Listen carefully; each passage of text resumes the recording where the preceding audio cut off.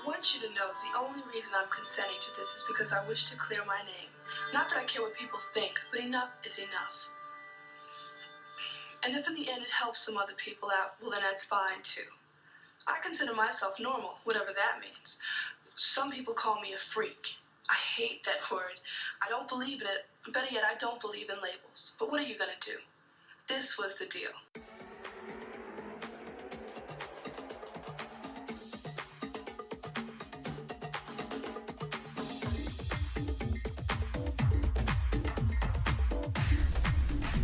Here's a fun fact.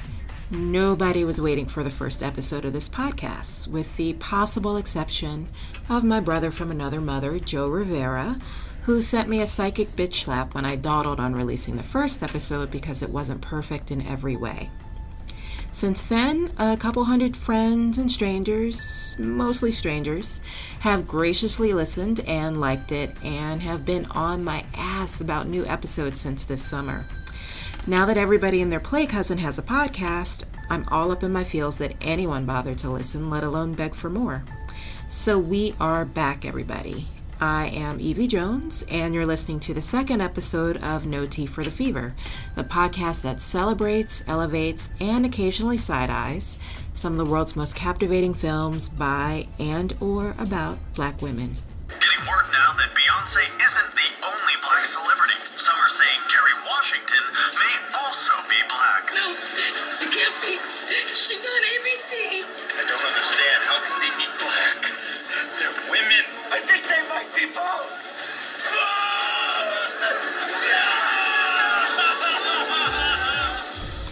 During the break, we even got a jammin' new theme song courtesy of musician and composer Loretta Brown, a talented woman whose middle name is literally funky, at least on Facebook.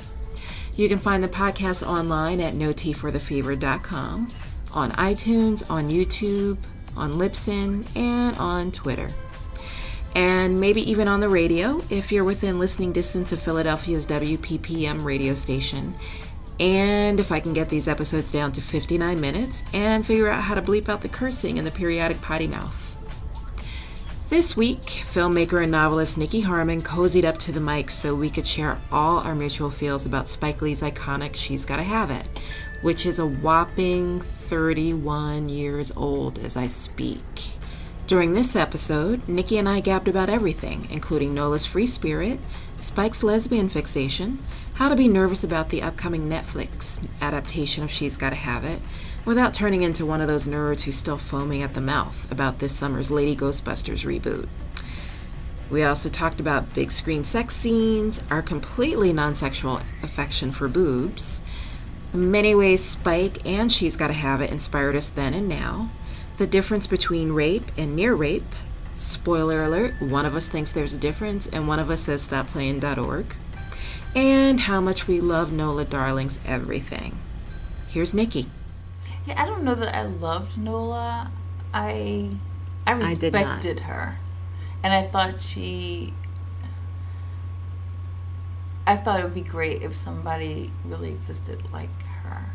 Don't you think people really exist like her? Nobody I knew. Mm-hmm. I would say... Is that past tense? Somebody you know now? Nothing but old ladies. No, I'm just kidding. I don't think I know anybody who had 3 lovers at once. Well, I did at one point. I think we all had that magical time. I loved my 20s. But I couldn't sustain it for as long as she did. I thought that was pretty ballsy. I don't know anybody. I don't know. Of course, I don't feel like I'm not into people's personal lives like that anymore either. Like I'm into whatever people want to tell me. Oh. You know what I mean? Like if you never want to mention it, that's cool. If you always want to mention it, I'm like, maybe tone it down a little, but that's all good too. Yeah, I just don't, I don't have a lot of personal conversations, which is probably kind of sad. But like I don't sit around and talk to people about their personal lives because I just the opportunity and the time probably just doesn't happen that often. Yeah. One of the things I really loved, and I feel like this still holds up decades later was just how, for the bulk of the movie, she's completely unapologetic about the fact that she's seeing these three men. She describes them as friends, which I found kind of like really refreshing, not just like, because now it's all about, you know, this is going to be on the radio, so I can't use the words I would like to use.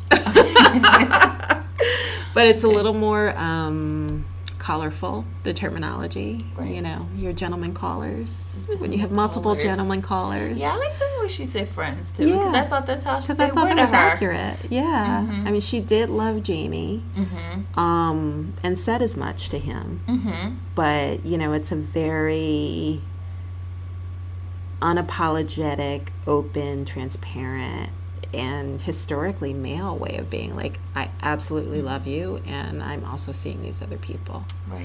And I told you that from jump. Right. So, yeah, so, you know, when I was watching Opal and just thinking like I feel like her whole purpose in this movie is to, you know, I thought it was to spice it up. To make it seem like, oh, she's definitely a freak, because they said that a lot. You know, like, you have to be a freak to be able to consider sleeping with a woman, or you have to be, you know, really sexually experimental or open to, you know, weird things. So the fact that she was even asked about it was making her the freak that they wanted her to be. Right. You know? Yeah, so I think it was for spice, like often happens, I think. Yeah. Yeah. You're not born lesbian or heterosexual. Both traits are within us. We all have the potential to go either way. At a young age, I knew where my preference was, and I pursued it. Nola may have been straight as an arrow. I just wanted to be open-minded. Check it out. Then decide. That's all. But yeah, like, the only thing I didn't like about Opal, I was trying to think about Opal yesterday, and like, at the time, I felt like I was happy to see her, because I felt like she wasn't, well, first of all, there's hardly any, at that time, especially it came out in 86, right? So I never saw any black lesbians anywhere, ever. But I think the stereotype I think people have was kind of, you know, more of a butchier kind of stereotype, or I don't know, like a athlete or somebody just, you know, I don't know. So I thought her representation as this kind of like femme kind of kind and docile kind of person was nice. Was she docile though? I mean, well, when she's sitting on the step, when they do like that, they dolly into the opening. Like, I love the introductions. I loved a lot of things about it. So, but they presented her as like this kind of kind, kind of free spirit, but she was assertive, but she wasn't aggressive. That's what I loved about her. So, even though I did feel, you know, because she's really she only has two scenes, yes, in addition to the intro and the stoop, right? And they're both about both conflict. Times she's just trying to get her, and then I really thought, after Nola breaks up with Jamie Overstreet, and she's bummed, she's sitting on the bed, Opal comes in after Jamie has said, "You can have her," right? And I was just like, this bitch, right? And she's like, oh, and she's just rubbing her shoulders, and she's like, doesn't this feel good? And I'm like, Opal, I was calm down. Disappointed by it. I was disappointed. Opal. Because I'm like, you're supposed to be Opal, no. No. So like, what kind of friend would do that? I was like, Opal, you made her herbal tea. And now it's time for me to take advantage of you. Yeah. That was that.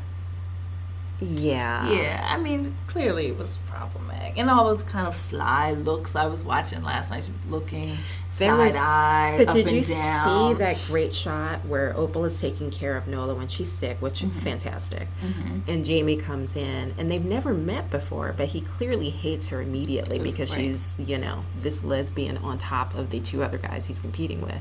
Right. But there's this great shot where he's like sitting on the bed with Nola, and I never noticed this before, but Opal is right in the center, in the background, like completely dividing them, and just like her stance is so kind of like, and what? Right.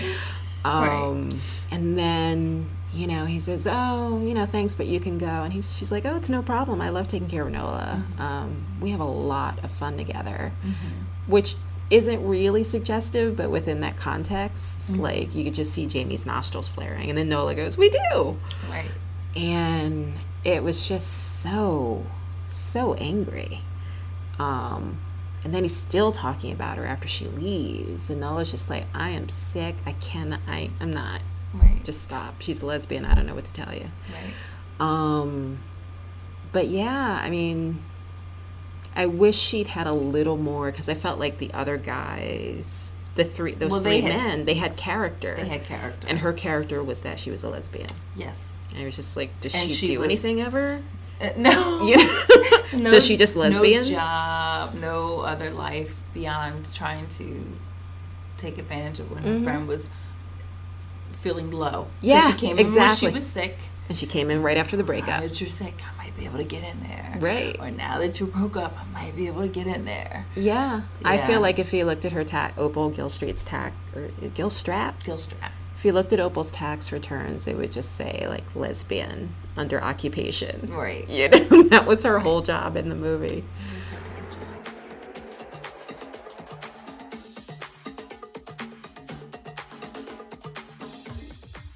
In my experiences, I found two types of men, the decent ones and the dogs.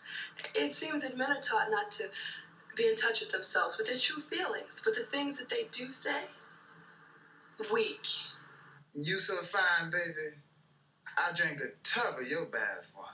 Congress has just approved me to give you my heat and moisture-seeking MX missile. I just want to rock your world. Baby, it's got to be you and me. You may not realize it tonight, but you're sending out some very strong vibes. May I continue? Well, you're lonely, you're alone, you're sad, you're confused, you're horny. You see, you need a man like me to understand you, to hold you, to caress you, to love you. You need me. What's your number? I know I only saw you for the first time in my life a minute ago, but I love you. I know I only saw you for the first time in my life 1 minute ago, but I love you. I love you. I love you. Look, baby, let's go to my house right now. Let's do the wild thing. I mean, let's get loose. I got my BA from Morehouse, my MBA from Harvard. I own a new BMW 318i. I make $53,000 a year after taxes, and I want you to want me. Girl, I got plenty of what you need. 10 throbbing inches of USDA, government inspected, prime cut, grade A tube steak. One guy was different. Nola, I don't want a chance not seeing you again. Whatever you want to do, I'll do. Wherever you want to go, I'll take you. Will you see me? And that's how we met.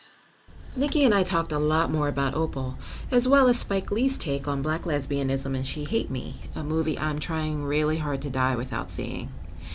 But like She's Gotta Have It, She Hate Me came up often in Nikki's recent LGBT media-themed presentation at Bluefield College, a small Christian liberal arts college nestled in the bosom of Bluefield, Virginia. Nikki, a married lesbian mom of 3 children, and I, a single and strictly dickly woman who doesn't even own a cat, formed our own little 2-woman straight gay alliance as we chatted about Spike, what black lesbians he knew back then, if any, why I'd pass on Anthony Mackie's sperm, and how Bravo TV, and, America, is probably missing out by not producing a show called Basketball Lesbians.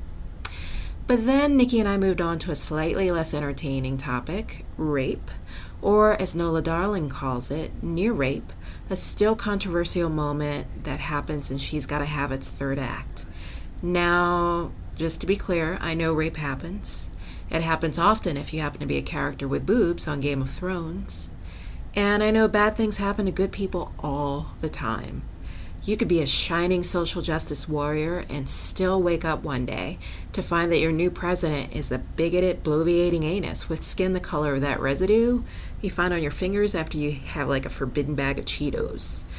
Or if you're Nola Darling, you could call one of your 3 boyfriends over after a breakup and have him sexually assault you out of just sheer frustration at your ambivalence about making him your one and only. I tend to call that last thing rape. But Nikki politely disagreed and thoughtfully disagreed. If you know me, I don't give out Scooby snacks if someone I consider a friend or lover hurts me, especially if that hurting would be considered rape, at least if the rapist was a stranger whose life wouldn't be ruined by a pesky rape conviction if he did it to me in an alley. So yeah, it's complicated, I guess. But as Ntozake Shange once wrote about those really cool male friends who surprise us by getting all rapey sometimes, he is no less worthy of being beat within an inch of his life, being publicly ridiculed, having 2 fists shoved up his ass. Your mileage may vary. Nikki's did. I'm just giving us both props for debating the near rape of Nola Darling without bringing up Nate Parker or Bill Cosby once. You know that what Nola calls a near rape that Jamie does at the end? Right. And I'm like, is her near rape Whoopi Goldberg's rape? Like, I just love the qualifying. Like, I'm like, is it rape? Right. And in the movie she says near rape too. She does, yeah. Yeah, when she's telling him she's going to be celibate for a while, Right. even though she wants to be with him, and he balks. And she's Right. like, well, maybe your near rape had something to do with it. Like, maybe I just need to settle I'm not sure down. how I feel about that. Which part? The Well, I don't know what to make of that scene. I looked at it again because I didn't really consider it rape when I saw it. I saw it just as when you like, saw it originally? yeah. I mean, I felt it was just like angry sex. But she didn't ask for it. She didn't ask for it. She clearly didn't enjoy it, and she said, "Stop! You're hurting me." But she didn't move. Could she? I don't know. I mean, he's got her bent over, like holding her down on the bed, holding her hips, thrusting. She's saying, "You're hurting me."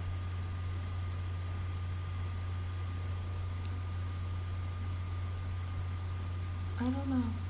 But, I mean, I do feel a lot of women have some variation of that scenario where there's, like, for them, there's ambiguity. And I'm just like, I mean, clearly there was, because she decided that he was the one, which is, like, my least favorite trope in movies. She loved him, right? Right.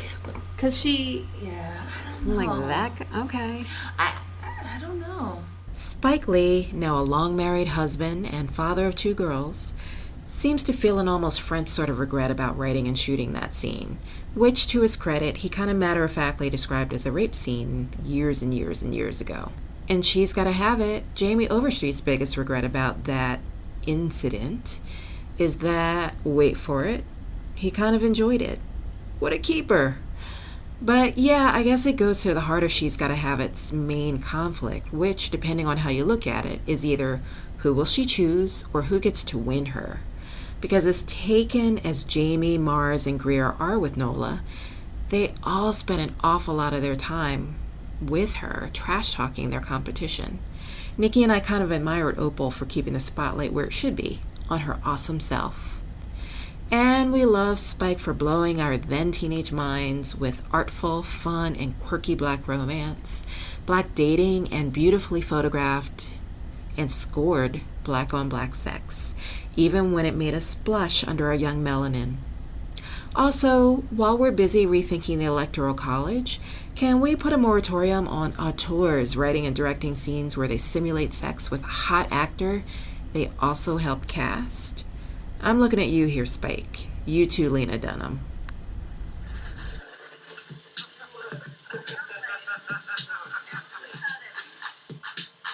What about Nola Darling? What do you want to know? I thought she was a freak. You know, freaky dicky. You asked why I continue to stare? To look like a retard? I'm not crazy. Sex was death. Nola had the goods and she knew what to do. Look, all men want freaks. You just don't want them for a wife. But yeah, it's just, it's amazing how obsessed everybody is with their competition.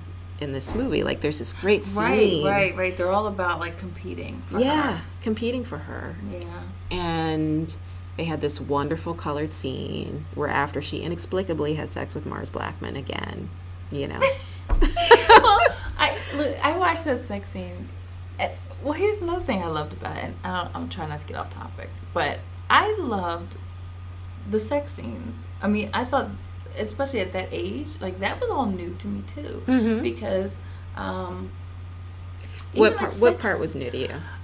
Well, like people having sex on screen, having it be arty and slow-mo? Yeah. I mean, all the things you mentioned earlier, the black and white, the jazz, all of that was... Don't forget the still photography. The still photography. Look, incredible. It's all on my notes. Incredible. I loved it. I loved it as the transitions. I love that. When Jamie's on the subway coming to see her, and it's all kind of blurry. That was incredible. I loved all of that because I was really into photography, and I really love black and white. So I mean, this movie appealed to me on so many levels, and still does, right? And I love jazz. My father played jazz my whole childhood, so even just the jazz score I really enjoyed.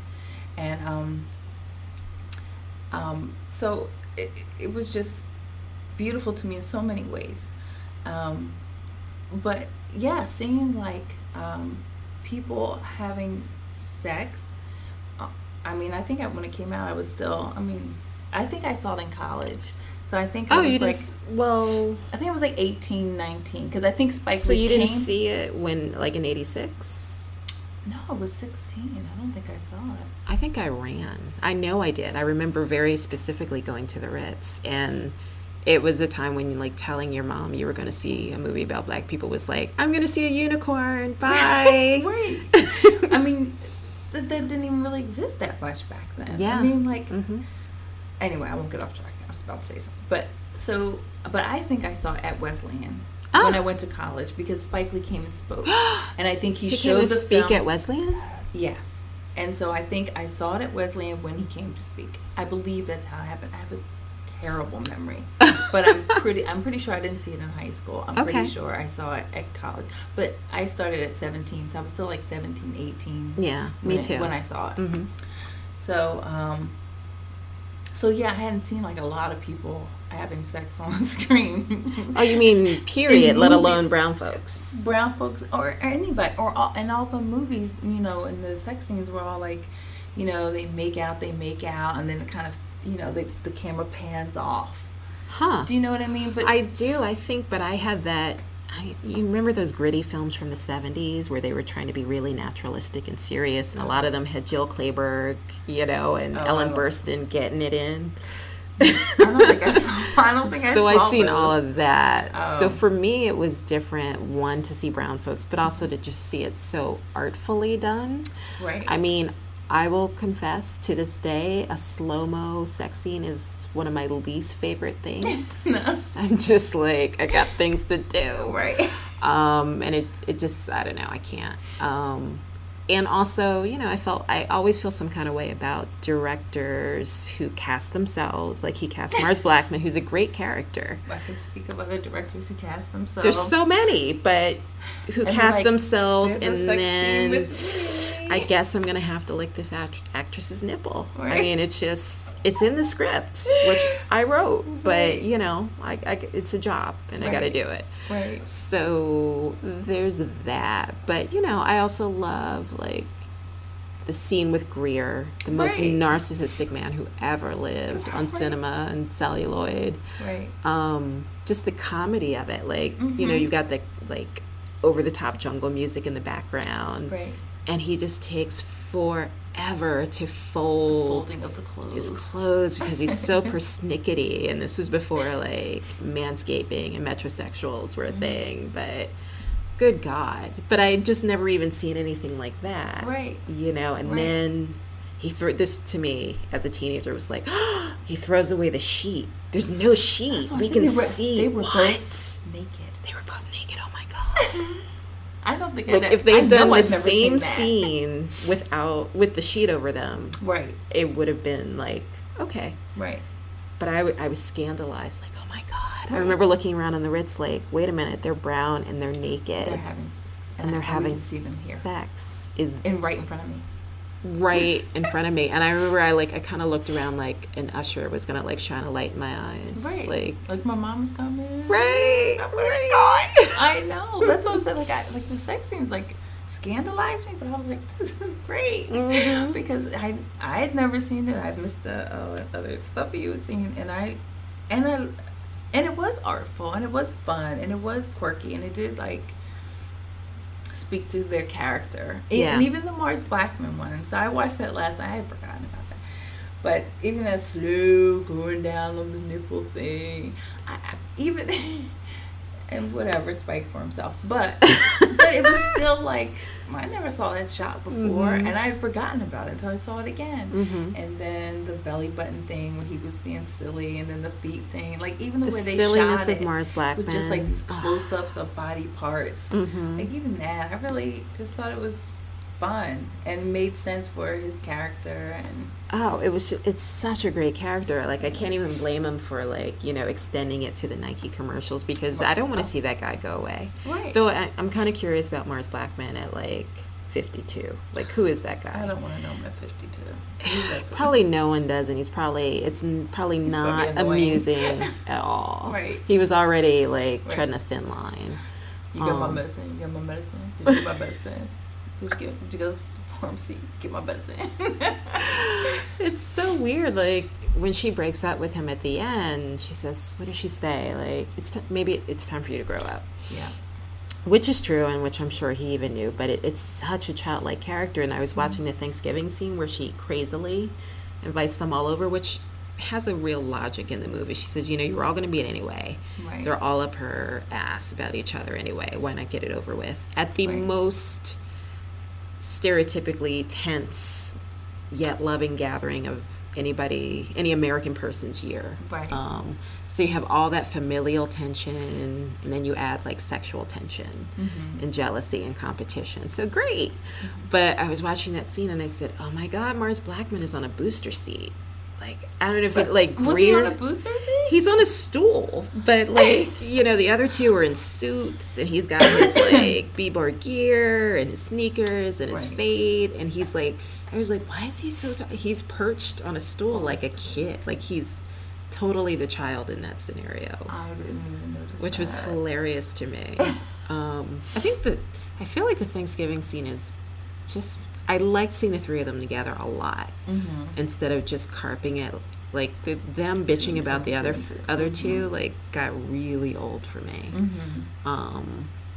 And again, the thing I did love about that was whenever they did it, she was just like, yep, it is what it is. They're great guys in their own respective ways, and that's what's happening, and deal with it. Bye. Right. So that was just kind of, I think even now that's hard to see. Like, it's such a, I think of your Being Mary Janes and whatnot, your Sex in the Cities. Like, there's always some emotional drama. Right. But she's she just wasn't like, emotionally tired. I mean, maybe to she was Jamie, just, but she was just like... And even him on a lower level, I think. Right. I've never seen anybody like to look at themselves more than you do. Don't you ever get tired? Never happened, baby. I'll bet if you could marry you would. Is there a crime in a man taking good care of himself?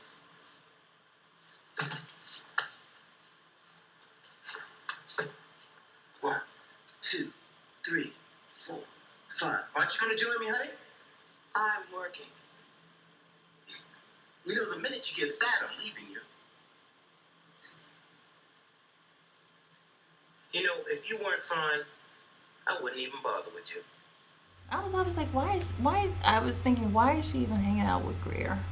Because he's so obnoxious. But I think Greer is completely obnoxious. He's not even nice.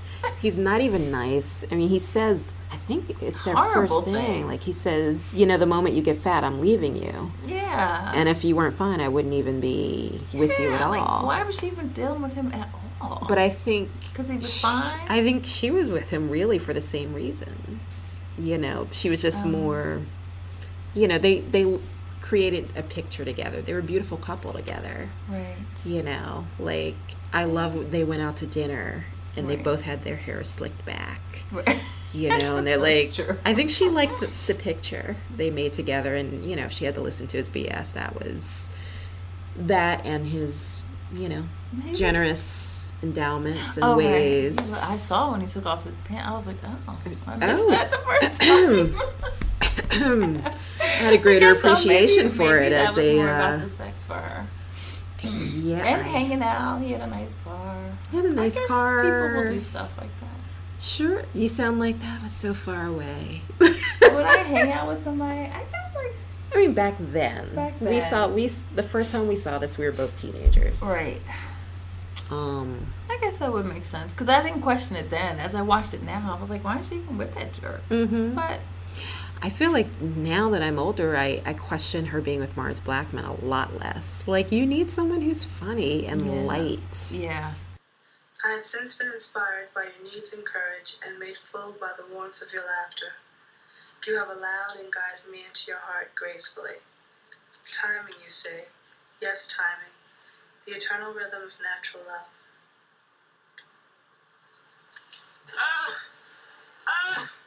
That's the worst piece of shit I ever heard. And Nola fell for it too. I want to badmouth the brother, but his poetry is not the answer. Jamie ain't got no rap. He's like ice cream on a summer day. Soft. Now, if Nola had been righteous and correct the way she's supposed to be, she would have known true love. Mine. You know, one thing you can say about Jamie Overstreet versus Mars and Greer, he was a grown-ass man. Jamie's possessive, he doesn't really have much of a sense of humor, he dabbles in rape, and he looks like an old Negro spiritual that became sentient and slipped on a pair of Dockers. But I like that Jamie seems most interested in Nola as a friend and lover, not as a substitute for his mom or a personal assistant. It almost makes me overlook his deficient... No, I couldn't say that with a straight face. Thank God this is audio. But yeah, grown-ass men for the win, even when they write weak-ass poetry and are a little too in love with love. Okay, let's talk about Jamie. First of all, that poem, I was like, oh, right, he wrote poetry. I was like, oh, that's so nice. And then as the poem went on, I was like, oh. And then Mars was like, did you hear that? And I was like, yeah, that was insane. Wait, yeah. Now, as, like, I produce, like, poetry documentaries for NPR, and I was just like, this poetry has to stop. Like, it is that whack Right. and weak. And I wanted to say, you already have her. Right. For the love of God, cut it out. Right. But there's just something, you know, and it's hard because you don't want to like snark on the actors themselves because they're real people. Mm-hmm. But you know, the actor who played him, Tommy Hicks, has this like physicality. I was just like, oh my God, he's just like a walking Negro spiritual. You know, like, can't you just see him in like the sepia tone photos? You know, I can only see him in Daughters of the Dust now when he played that. That was a perfect role. Right. Perfect role. Right. And I've seen him on Law and Order dispensing justice as a judge. Oh, yeah, I've never seen it. Yeah, but just such a. Oh man, I mean, you needed a Mars Blackman. If you you could not just be with that guy unless you were kind of broken in some way. You know what I mean? You know, you needed that stability and healing and that constant, like. Kind, he was kind. Loving, very openly emotional and loving and. And I love all those generous things. And I was just kind of like. He's too soft for you. Soft can be good. Like, here's where one thing where I was just like, oh, watching this again as an older woman, a woman of a certain age, you know, after they have their slow-mo sex scene. In the beginning, he says, what can I do for you? And I kind of looked around my room like, I think you just did some stuff. Like, oh my God, he's offering to do more. I know. And I loved him a lot more. Generosity of spirit is Generosity very of important. spirit. I do not discount that as a lady of a certain age, as a lady of any age. So you get, and she says, massage? And he gives it. And he gives her a massage while hectoring her about her other men. But still, I thought that was loving and lovely and sweet and sexy. And he called her, did he call her sweetness or sweetheart? I feel like he called her sweetness. He called her a lot of like endearing names. He would call her dear. Yeah. Which I thought was old-fashioned.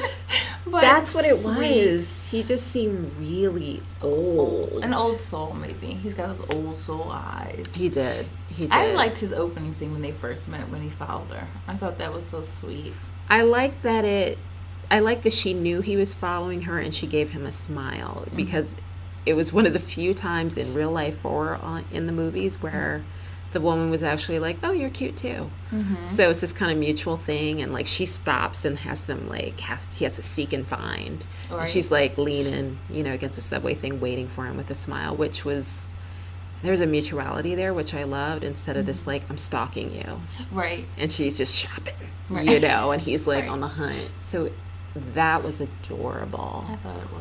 Adorable. I was also happy to just go through the streets, because so much of it takes place, as most independents do, in a loft, an apartment. I live in a studio. Empty room with that's two like people. 1,000 square feet. Which also was another reason I love this movie, because that would have been like my ideal apartment. Yeah. I was like, oh, I wish I could have this big ass wall with this cool headboard with all these candles. I was really into candles too, at the time. She loved her some candles. I was like, wait a minute. Her whole headboard is candles. That was a fire So just waiting to scary, happen. That's another yes, movie. But she was a risk taker.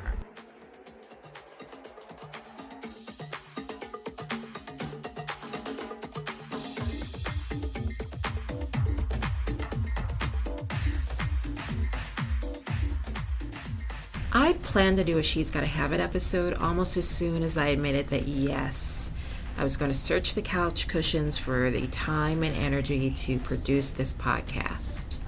Still, when I heard that Netflix, not Showtime as I lobbed out during my convo with Nikki, was making a TV series based on the movie, my first thought was something along the lines of, what in the entire fuck? My second, more measured and practical thought was, what a nice tie-in for the movie's 30th anniversary.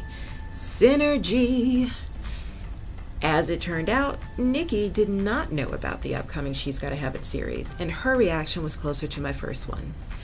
Could S. Epitha Mergerson play a therapist in this series too? Would Spike Lee's sister Joie make our hearts sing by doing a callback to her role as Clorinda, Nola's chill, cello-playing former roommate, who quickly tired of tripping over random penises every morning? Would Nola still be an artist who seemed to have successfully woven her day job and her art together like they were Senegalese twists? What about the jazz score, the dancing, the non-bougie Brooklynness of it all? We had so many questions. More importantly, in the end, the film version of She's Gotta Have It firmly stepped away from labeling Nola Darling as a freak, a sexual deviant who needed to be fixed or definitively paired off with one man, or even one opal. But if there's a series, Nola's sexual and romantic expansiveness becomes a problem that will need to be solved over and over again. Spike, you are breaking Nikki's heart. You know they're making this into a series. Making what into a series? She's Gotta Have It. No. Yes. What? Yes. Where? That's happening. Who? Don't quote me. I want to say Showtime. I will look it up and find out for the final edit. But I have some feelings about that, but now I'm kind of watching it again. I wish this were not a podcast so people could see all the emotions that are going through your face. It's going to be a series. Because it could go so wrong. It could go so wrong. So badly. Because you really have to tread that fine line between, and I love because she enjoyed her sex. Like all her sex scenes were like, except for the near me, where she was enjoying herself and just so happy and pleasurable. So you have to ride that fine line between like somebody who enjoys having sex or having relationships with people to someone who has an issue or someone who's and that's my concern. Giving it up. I mean, it was a fine line he tried to get it so you don't feel like she's a promiscuous woman who's just doing it for what you know what I mean? Right. And I feel like the way they ended it was so beautiful, where she was just like, this is who I am, I'm happy, people can deal with it or not. Right. I don't think I'm sick, though she did investigate that. Did you with S. Epitha Mergerson? I know. I was watching, she was so young. Like, oh, look at her ebony fashion fair makeup. I love her so much. Love her. So yeah, she took Greer's advice, got some professional help, and realized she was fine. Right. So I don't know. I've almost purposely not been following the trades on the series because I'm so scared. Because not because it'll ruin the she's movie. going to keep sleeping with a bunch of people, or she might, and then which is fine. But is that the crux of the series? Only story? Is that the story? It's just variations of. Because also, I love that she was an artist. I love that you actually saw her doing her art, and then you knew she did it for work, but you couldn't tell if she was working or playing, which I kind of loved when she was doing it. Right. And it was all over her apartment, and she did it when Greer was over, and it was just a part of her. And I like that she did other things. I love that when she went to see Clorinda at the end. Also, one of my favorite scenes in the movie where Clorinda's just playing the cello. Right. And she's just listening and loving it.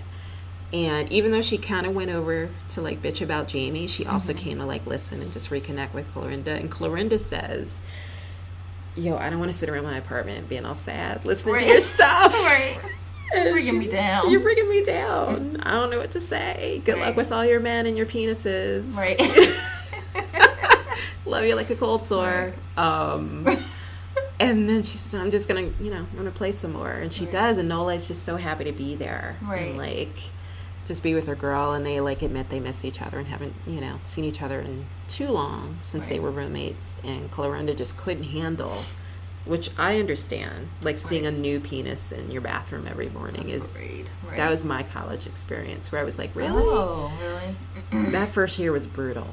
Oh. I had a Nola Darling. Did you? Yeah, she was Asian. Oh.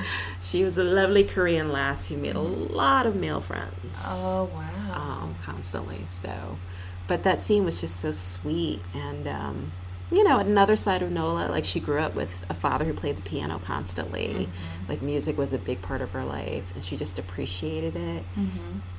And the park scene, the Fort Greene Park dancing, the dancing scene, right? Yes, right. Which was another instance of Jamie being over the top. Yeah, I don't want to. Am I a bad person if I just think this is incredible? Tone it down. I was trying to think, would I like it if somebody did that for me? I mean, it's very sweet to arrange a private performance. Why are we both I don't know. I'm kind of thinking, how much cash was that? How about a she trip to the Bahamas? Yeah, she did say, did I offer know to that's a help pay lot. for it. I'll pay for half. I know it had to cost you. And he said it won't break me. But I think what ruined it for me, not ruined it because it's a beautiful scene. I liked it. When I watched it last night, I was like, it didn't bother me. Yeah. It didn't bother me at all. Yeah, this couple dancing enjoyed the spring through winter of a relationship in Fort Greene Park was beautiful. Right. And the cake at the end, adorable. Yes, it was cute. Yeah. Thank you, Jamie. But I think it just felt like sometimes he wanted to please her and make her happy as you do with someone you love, but it felt like he was just but Mars doesn't do that for you. Right. Mars couldn't afford to do that for you. Right. Greer's too selfish to arrange that for you. And I think he kind of went there a little bit, isn't it really time for us to, just be the two of us? Right. It's why? Because you bought me a dance? Well, I was thinking, I have this book at home called Spike. I should have wrote that down. Spike, Dykes, and yeah. Spike, Mike, Slackers, and Dykes. Yeah, Spike, Mike. You're so much better than I am. Spike, Mike. I should have wrote it down. Sorry, I didn't. Yeah, so I was reading some it's of one that. Of my favorites. Just to I get my love little that background book. on producing. And I remember, last night, John Pearson had written in the book that they were trying to tell Spike to cut that scene, that it was Which too scene? long. The dance scene. Oh. Because it was too long and it would brought the movie to a dead stop and blah blah blah. And I think you needed it. Well, he refused to do it because he was the choreography is 4.5 minutes and the song is 4.5 minutes, so I can't cut it. And I remember, which is watched it at ridiculous. Of course you could have, but I remember thinking when I watched it previously that part bored me, but when I watched it last night, it didn't bore me, and I appreciated his homage to the Wizard of Oz and going into color, and I thought it was sweet. And I also thought, like, for people who were looking for this, like, constant kind of sex romp thing, maybe that's why it stopped everything. But I thought it was a nice palate cleanser. Yeah, that's a good term. I mean, because you're just like, you're going along, and there's this tension that just is kind of the same tension the whole way through. Yeah. But here you got to see them just enjoy something and, like, live a little, and, like, their life, even though it was kind of like not their normal life, but you got to see them be who they are, and you got to watch kind of this little mini story within a story. So I kind of enjoyed it at this age, 20 whatever years later, more so than I did when I was younger, when maybe I was wanting another sex scene or something.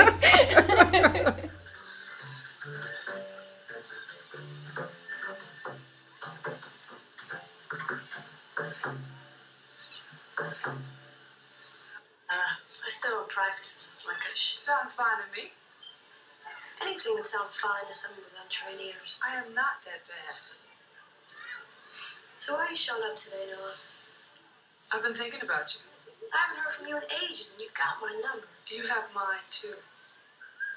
Well, I guess that makes us even. Look, I've been thinking about you, so here I am. Well, what happened between you and Jamie? Heck, you know me better than I know myself. I only lived with you for 2 years, Noah. I know, that's why I'm here.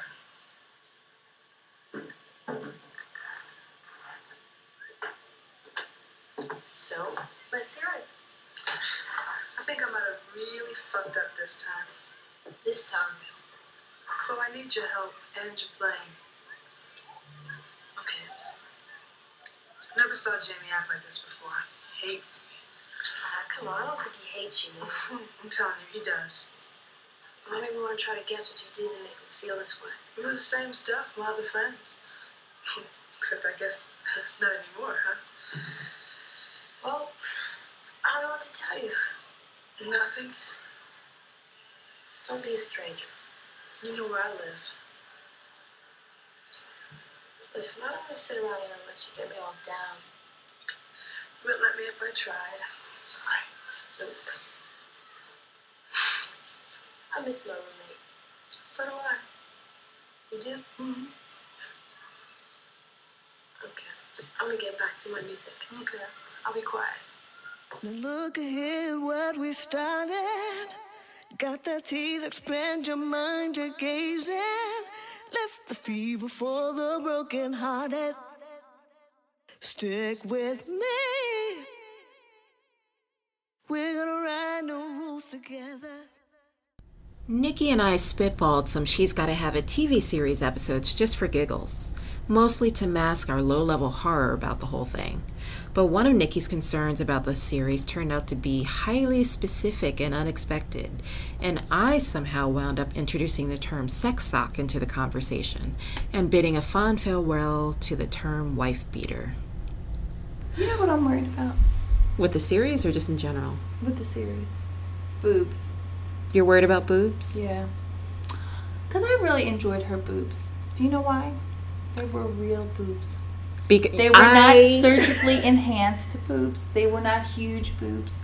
They were not aesthetically perfect boobs. There were some side boob shots. I was like, that is a real boob.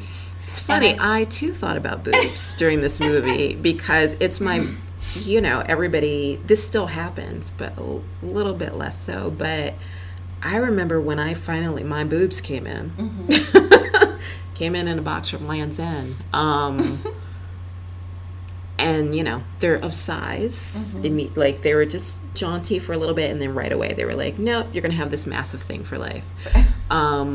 But I remember, because I had seen so many movies and TV shows, that I was genuinely surprised that when you lay down, they kind of flattened out and moved to the side and, kind of went towards your armpit. That was a thing. Right.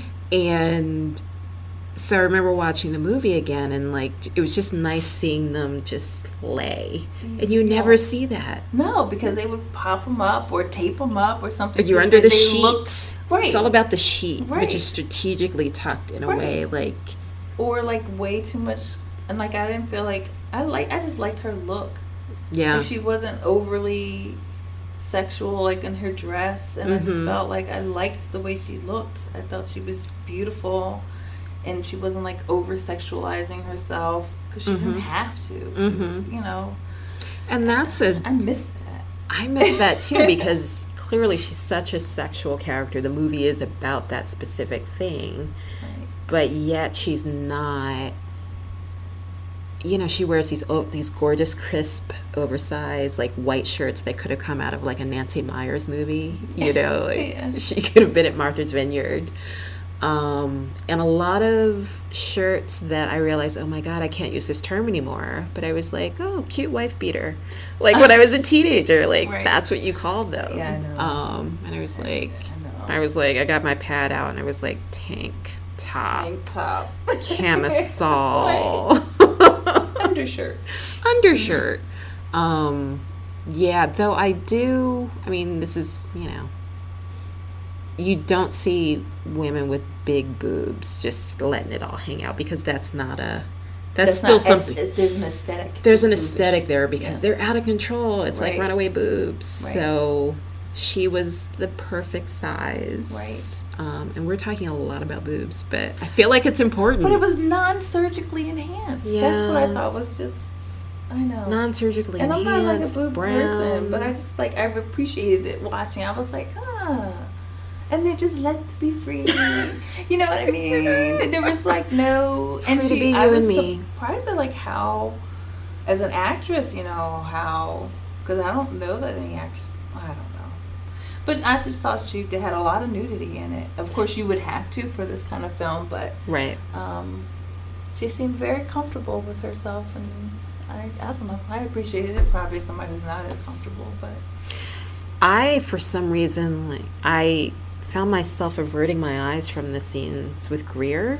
Like, there was a lot of sex there going was on in a that lot scene. of And lot I of then I stuff. was thinking, how did they do that? And I'm not a delicate flower, like, you know, at Right. all in that Right. regard. But I was just kind of like, I think I'm gonna look They away have a briefly. sheet in between. They them? couldn't Because have. I think they were I naked. think there had to be a little. Because I didn't see thumb sock. lines. A sock. I'm certain there was a Maybe. sex sock. A sock and some kind of loin cloth that was taped. Little, yeah, I don't know. just covering. That's interesting. I hope so, because if not, then it's a really awkward morning at craft services Sure is. the next day. It is. And maybe that's the deal. Maybe. You know, you just kind of have to be like, good day to you, madam. After your sex sock, you know, Right. rubs against her, I don't know, Loin buffer. cloth. Loincloth. I don't know.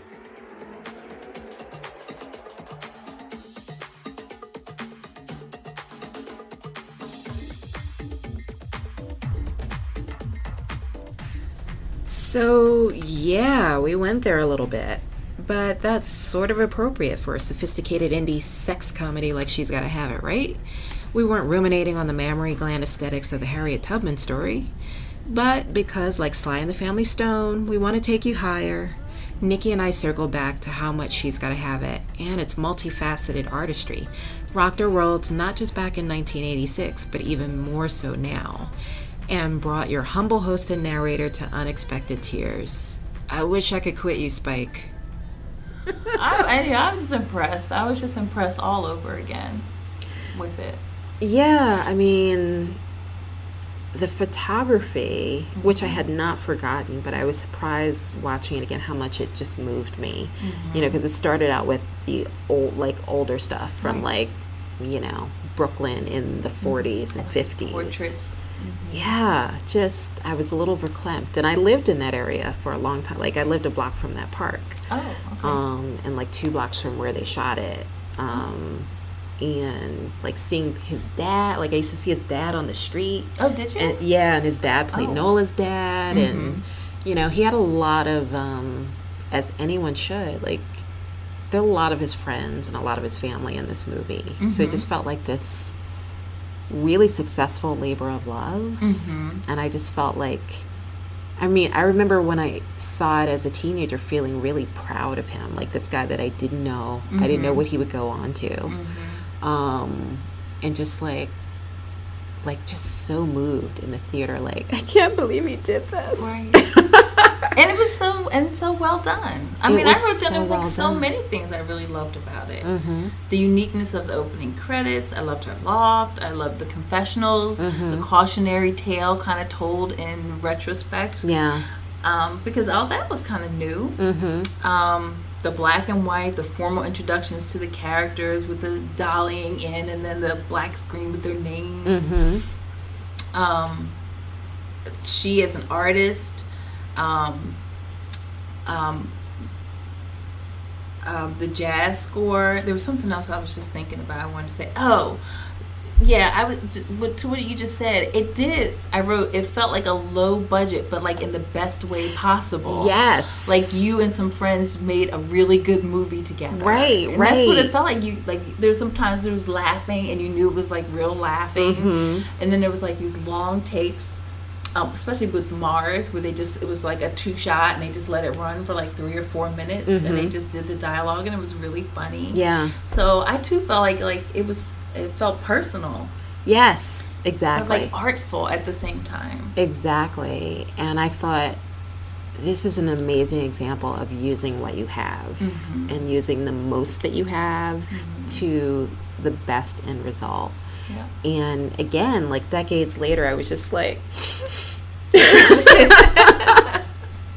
he did that shit. He did. Oh, man. I did love it. I mean, that film and Go Fish, too. It's kind of similar. Around the same time? Yes. Made me want to be a filmmaker. Those Same. 2 films. Same. Yeah. You are tearing up. Just because I still feel that way. I know. And, you know, it's, again, like a pivotal time for me to re-see it just because I'm finally at a time in my life where it's like I have room to be a screenwriter and a filmmaker and a stand-up comedian and a writer. Like, I haven't had that. Like, Right. I've been working my grind. And what's sad is it's not like, well, I was a naval attaché for decades, so clearly... Right. Where was I going to find the time? It was like Right. shitty jobs, Right. you know, one after the other. But like, there is space because I've made it, and it's still hard, even though like I don't have a husband, I don't have a cat, I don't have a kid, you know, a turtle, All a those ferret. things just take up more time. Right. That's me. But I don't even have those quote unquote obstacles yet, you know, that are also blessings. Right. I don't know about the turtle. But it's still hard, you know, just like having a life around your day job and then a creative life on top of that. But I feel like I just now have that. So like seeing this again and remembering all that and like knowing what I didn't know at the time, had no idea how hard it was going to be. And I was thinking of that book, you know, Spike Lee's Gotta Have It, which is an incredible primer for anybody who's doing anything creative, but especially filmmaking. So there's so much work that goes into making a film, making anything, especially a film of size and of length. Like, you've worked on short films, you've done short, you know how much work that is. That's crazy. Yeah. But it's like, it's so good work, though. Exactly. I loved it so much. I'm trying to think, like, is there another degree I can get where I can just not work and just make a film again? Not a degree, but grants. I know I need to work on it. I mean, I really... it's my favorite thing to do. And I'm sorry I haven't done it in so long. And I try to, you know, I have students, so I try to imbue my enthusiasm into all their projects, but it's still not quite the same as me doing my own project, obviously. But again, that might be why this is great to see at this time, because I think why I teared up was just like he used what he had and he reached out for more. Like, if you read the book, he's always like, maybe this person can hook me up with that. Maybe I'll apply for that grant. You know, maybe Monty can sleep on the floor while we're editing it. And, part of that is it's a little bit of, it's a male thing, not to gender stereotype, but I think of like, people who've been successful who are male. Like there's a willingness to, well, I guess I'll just live in my car for a couple months. Risk, right? Yeah, a lot of risk, and I'll just sell some sperm because she hate me. Yeah, but I agree. I feel like I think traditionally men are encouraged to be risk takers, and maybe they don't have to settle so fast. Yeah, and it's okay if they're kind of right. And ambition. I think they're encouraged to reach for more, and it's okay that they do. And I think girls are just, not encouraged, but. And I think sports has a lot to do with it as well. That whole being able to compete and being able to lose and get back up and try again. I think that's an important lesson that boys get more so traditionally. Yeah. Which is why I keep trying to force my girls into doing sports, because you learn you won't die. Yeah, you can lose and still go on the next day. So and you can lose big, and things can be bad or downright terrible for a while, and you will still be able to get back up at some point and be able to try again. Like that's something, my upbringing was completely risk averse. So when I think of Spike's family, his mom working as a nurse, supporting his father so he could do his music, like that is so completely foreign to me. And the family being like, oh, I'll produce it, I'll act in it, I'll do the score. I don't know that life. Right. I mean, that is like, you have to be willing to take risks to do that. And if you don't come from there and you haven't learned that, like, how do you even get that? I mean, me too. I'm very, I feel like I'm a Gemini instead of a Cancer, because I'm of two minds. Sometimes I can be really, not aggressive, but I can really go for it. And then at other times I'm really like, and I don't. And I'm constantly going back and forth between the two, like just trying to be safe and secure, and then also like, if I don't push now, when am I going to push? Because I'm getting older, So when I was younger, and I always feel like I could marshal up energy and passion behind something if I'm really there, but I have to be willing to make that commitment to go there, and I'm not always willing, because I feel like I have the safety and security issues that I have to, which is important, that whole, is it? It is, and it isn't. A baseline level of it, because I have had, and I, unlike a lot of the guys I've known, like, have not courted it, it just happened, but I've been really down and out, and I didn't feel like, oh, this is character building. You feel like I'm about to go under. I'm going to be plucky and just pump my arms, and I'm going to work my way through it. It was just kind of like, I'm just amazed at people who are just kind of like, well, I'm going to go on a hunger strike so we can end this injustice. I'm like, I don't know, a week without meals, pretty rough. Living on the street, pretty rough. So I get, and I forgive. Yeah. But I think, like, I've made those compromises, and that hasn't been so great for me either. It wasn't like, oh, things are so much better now that I gave into, society, and I have this giant. It's been like, oh, I'm still kind of hungry. And, my heater's broken. Like, it wasn't, I'm not sure it's been worth it for me. You don't get to any spot of perfection where it's all okay. Yeah, I don't know if anybody gets there. I never needed perfection, but I needed it to be all right. And a lot of times it wasn't, despite the sacrifices I've made. So now I feel a little spaky, where I'm like, wait, what are my resources? Who can do this, and this? I feel that with the filmmaking. I feel that with the tiny house. I feel that with life.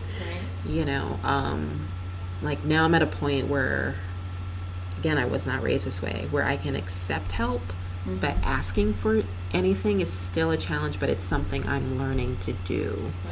And it helps that, I'm willing to give, and I'm thinking like, what can I do for this person if I'm asking, you know, and I'm willing to be receptive to them at any point.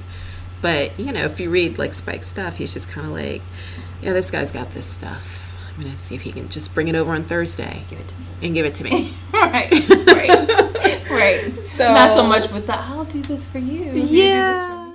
Now look ahead what we started. Got that teeth, expand your mind, you're gazing. Lift the fever for the broken hearted. Stick with me. There goes that home wrecker.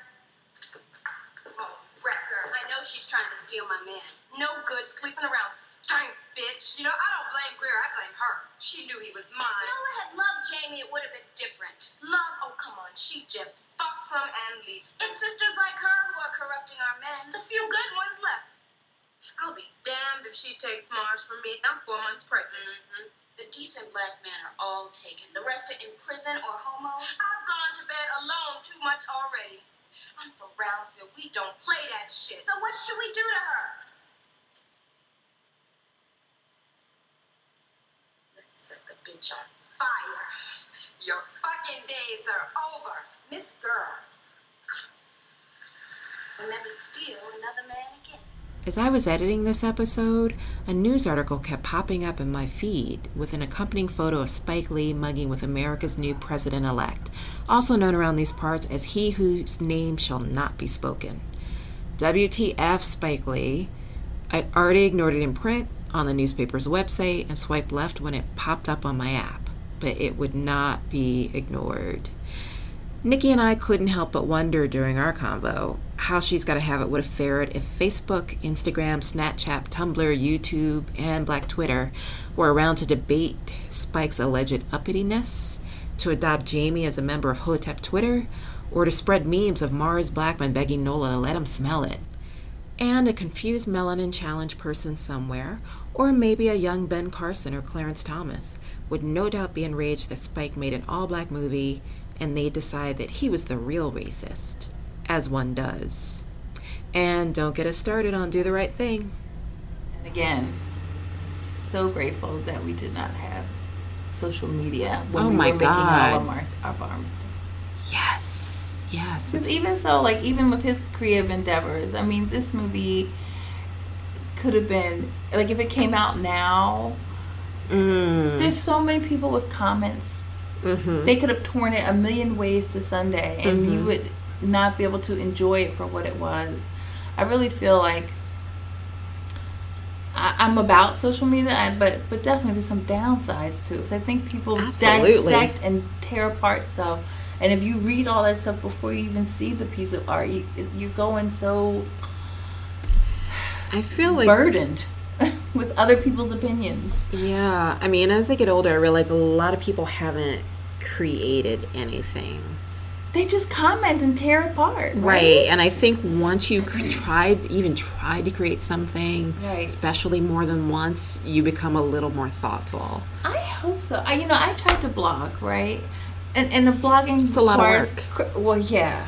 Well, that's number one. But also, like, I'm not a critic. Mm-hmm. I am an appreciator of your effort and the fact that you got your shit done. Mm-hmm. Now, I may not have liked everything in your film, and some parts may not sit well with me, or blah blah blah. But I don't give a shit. I'm just happy you did your film. Mm-hmm. So I was like, I'm gonna give up the critic thing because I'm really not.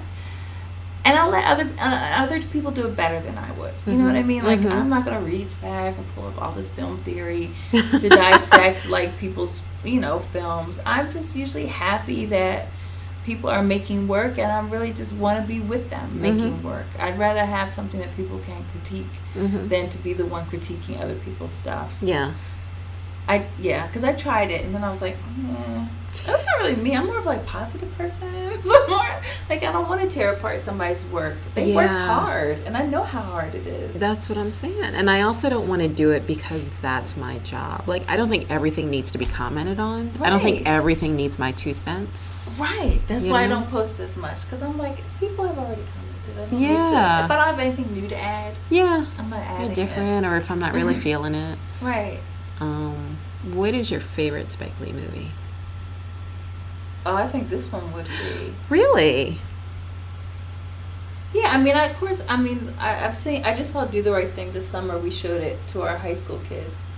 What did they think? Oh, they really enjoyed it. They, I mean, it's so in your face, and we used it because we were doing like films on social change or whatever. So this was, and we were trying to give like historical context to what was going on in Brooklyn at the time and in America. But they really enjoyed it. I mean, it was different. It's not the way we do race talk now, you know, but it was because it was so bold in its depictions, you know. You don't think race talk is bold now? No. Well, not in that way. I feel like, no, not in my world. I mean, I feel like people kind of dance around. Everybody says either what you think they should say. I think everything's so polarized. There's not a lot of middle ground. Either people are like, you know, white privilege, I have white privilege, I am blah, blah, blah, and they're all like trying to work through their shit, white people.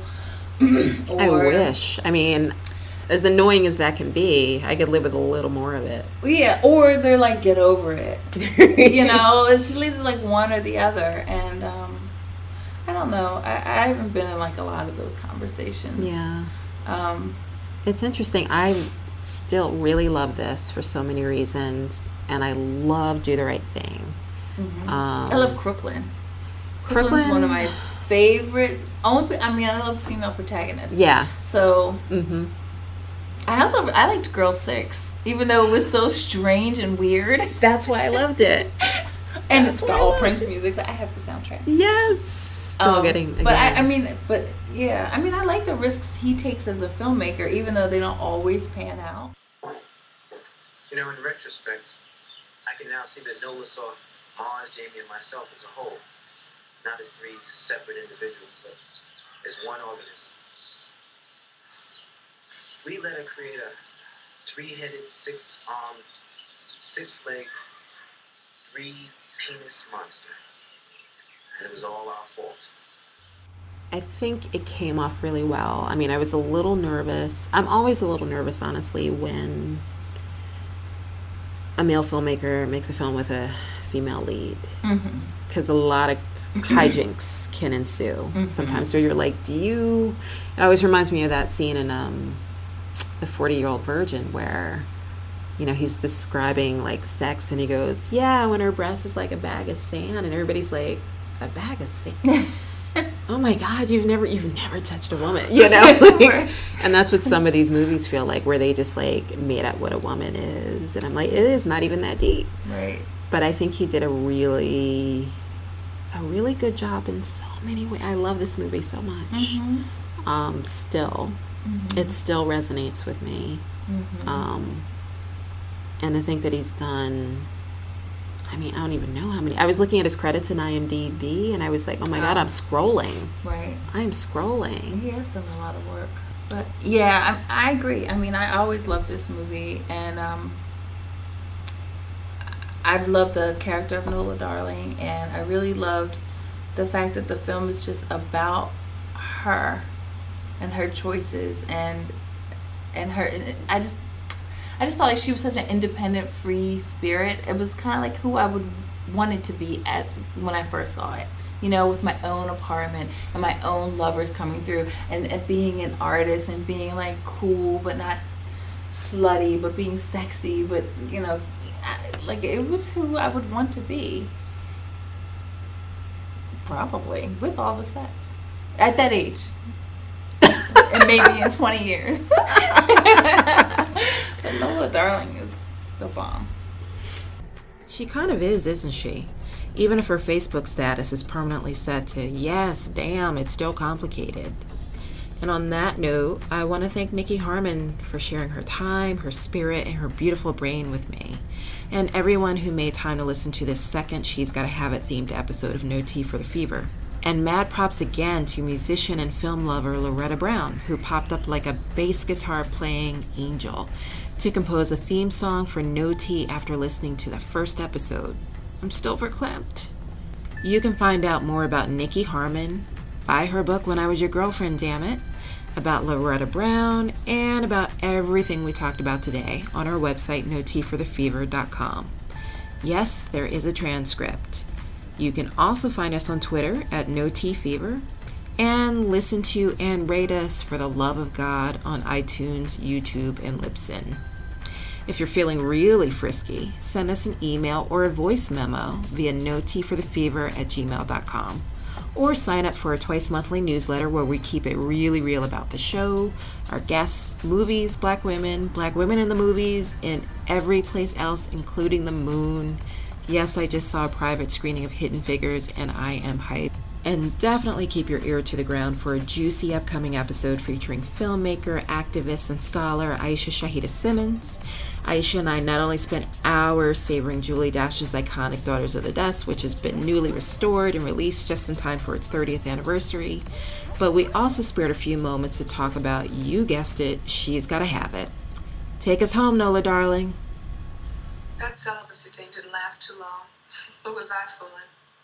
As for Jamie, I just got a little crazy. Should have never gone back in the first place. It was a momentary weakness. He wanted a wife, that mythic old-fashioned girl next door. But it's more than that. It's about control. My body, my mind. Who is going to own it, them or me? I am not a one-man woman. So there you have it from a number of people who all claim to know what makes Nola Darling tick. I think they might know parts of me.